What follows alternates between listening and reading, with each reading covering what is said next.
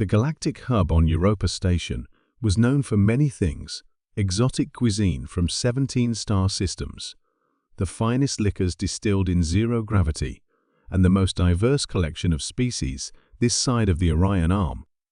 What it wasn't known for was marriage proposals between different species, particularly those involving humans.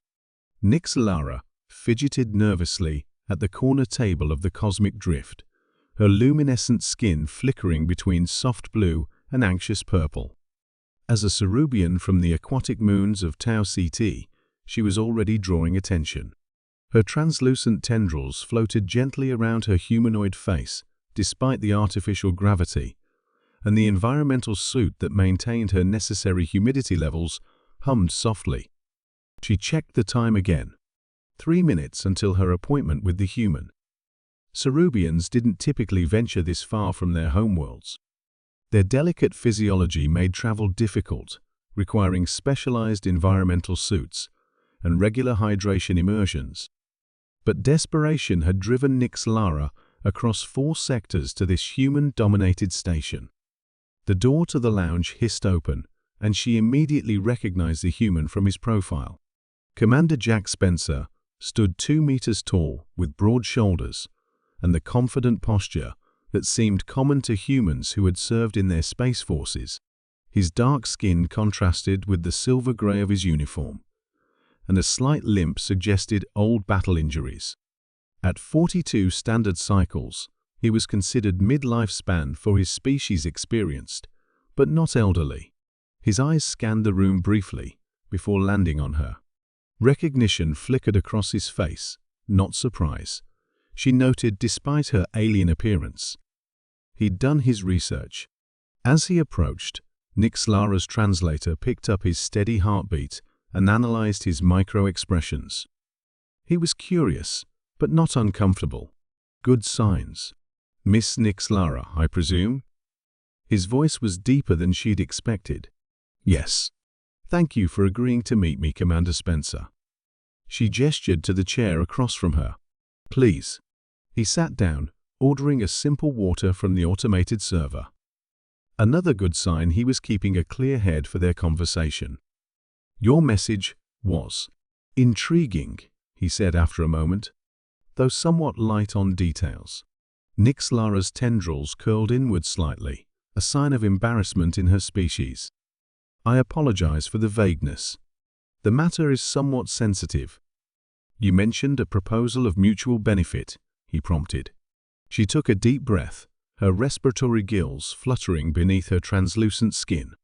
Commander Spencer, I would like to propose a marriage contract between us. To his credit, the human's expression changed only slightly, a slight raising of eyebrows. Not the shock or disgust she had feared. His heart rate elevated by only 12%. Remarkable control. That's certainly direct, he said.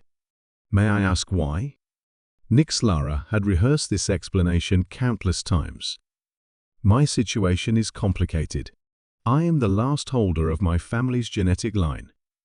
Under Cerubian law, our genetic heritage must be preserved through legal partnership before the genetic carrier me reaches 3rd maturation, which will occur in approximately 36 of your days.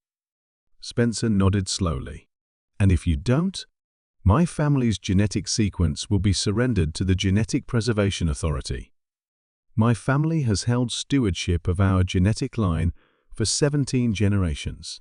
It contains unique adaptations developed during the hypoxic era that allowed our ancestors to survive when others couldn't. Her voice became quiet.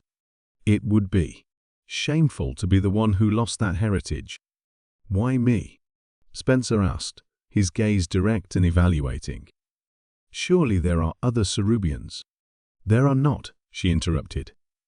A suitable genetic match would need to be within certain parameters to qualify as a legal partnership. The recent plague on our colony reduced the eligible population dramatically. Those who survived and match my parameters are already contracted. And humans qualify as eligible partners under your laws. Nyx Lara's skin flushed a deeper blue. After the genetic diversity crisis of 3122, our laws were amended to allow for xenogenetic preservation contracts. Your species is one of only 3 that qualified due to certain genetic compatibility markers, despite our different biology. Spencer took a sip of his water, watching her over the rim of his glass. And what would this marriage entail, exactly? It is not a marriage as humans understand it, she clarified quickly. It is a legal partnership that grants mutual protection under Cerubian law. No physical interaction is required. We would undergo a simple ceremony, file the appropriate documentation, and I would retain legal stewardship of my genetic line. After 1 standard year, we could dissolve the partnership with no further obligation. But there's more to it than that, Spencer said. It wasn't a question. Nixlara hesitated. This was the part she had dreaded explaining. Yes, my family holds certain assets, mineral rights to 3 moons in the Cerubian system. As my legal partner, you would be entitled to 20% of the annual yield. Understanding dawned in his eyes. Which would make me exceptionally wealthy. Yes. So you're offering me millions of credits for 1 year of being legally partnered, with no physical or emotional commitments? Essentially, yes. Spencer leaned back in his chair, studying her. The silence stretched between them. No, he finally said. Nixlara's skin paled to nearly white with shock. No, but the compensation is very generous, he acknowledged. But there's something not adding up here. Why approach a retired human commander? Why not someone younger or with more political connections? Her tendrils drooped. I researched you, Commander. Your service record indicates integrity and discretion.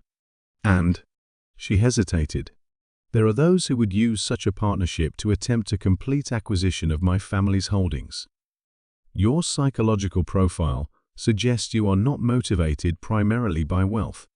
Spencer's expression softened slightly. You're in more trouble than you're telling me.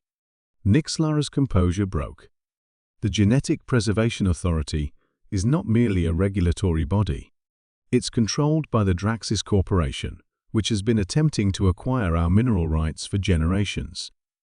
If I fail to secure a partnership, they gain control of not just my genetic line, but everything my family has built. Understanding crossed Spencer's face. They've blocked your attempts to find a partner. Yes. 3 potential matches died in accidents in the past year. Another 2 were offered positions that required relocation outside our legal jurisdiction. The plague that decimated our colony's population. Some believe it was engineered. Spencer was silent for a long moment. I stand by my answer, no. I will not enter into this partnership with you. Nixlara's hope collapsed.